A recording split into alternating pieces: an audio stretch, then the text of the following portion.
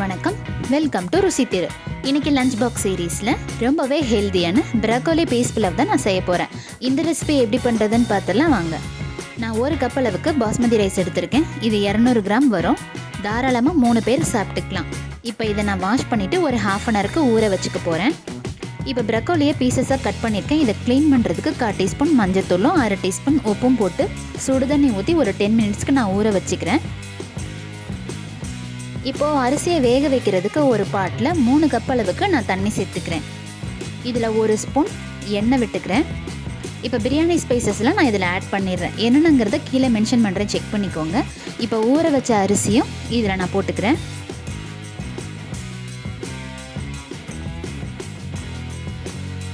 இதில் ஒரு 1/2 ஸ்பூன் உப்பு சேர்த்து நல்லா மிக்ஸ் பண்ணி விட்டுட்டு நான் மூடி போட்டு வேக விட்டுற போகிறேன்.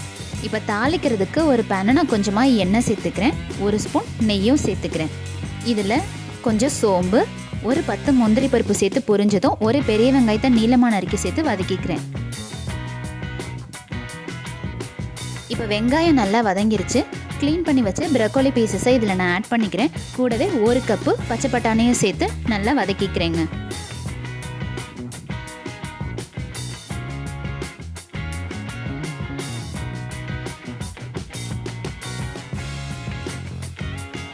இதில் இப்போ 1 ஸ்பூன் இஞ்சி பூண்டு பேஸ்ட் போட்டு இதையும் நல்லா வதக்கிக்கிறேன். இதில் இப்போது நம்ம அரைச்சி ஊற்றுறதுக்கு 1 கப் அளவுக்கு நான் கொத்தமல்லி எடுத்திருக்கேன். இதை ஒரு மிக்ஸி ஜாரில் மாற்றிக்கிறேன். 1 பச்சை மிளகாய், 1 கைப்பிடி அளவுக்கு புதினா, இதை பேஸ்ட்டை அரைச்சி இதையும் நம்ம இந்த ப்ரோக்கோலியோட சேர்த்துக்கலாம். இதை நல்லா வதக்கி விட்டுருங்க.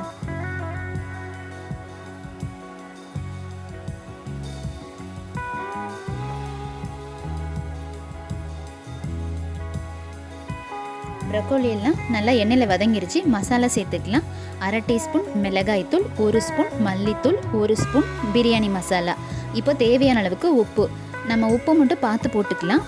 ஏற்கனவே நம்ம அரிசிலையும் உப்பு போட்டிருக்கோம். இப்போ இந்த மசாலாக்கு மட்டும் 1/4 டீஸ்பூன் நான் சேர்த்துருக்கேங்க.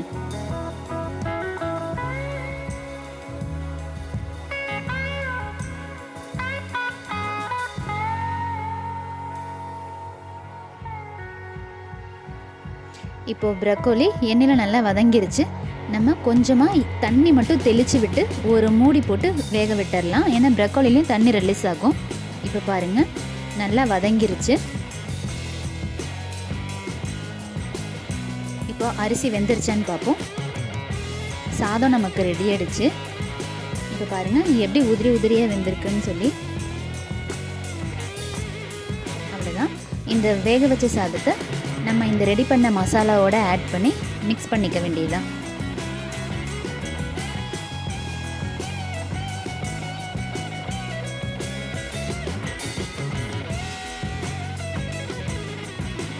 அரிசி உடைஞ்சிராம மெதுவாக கிண்டி விடுங்க.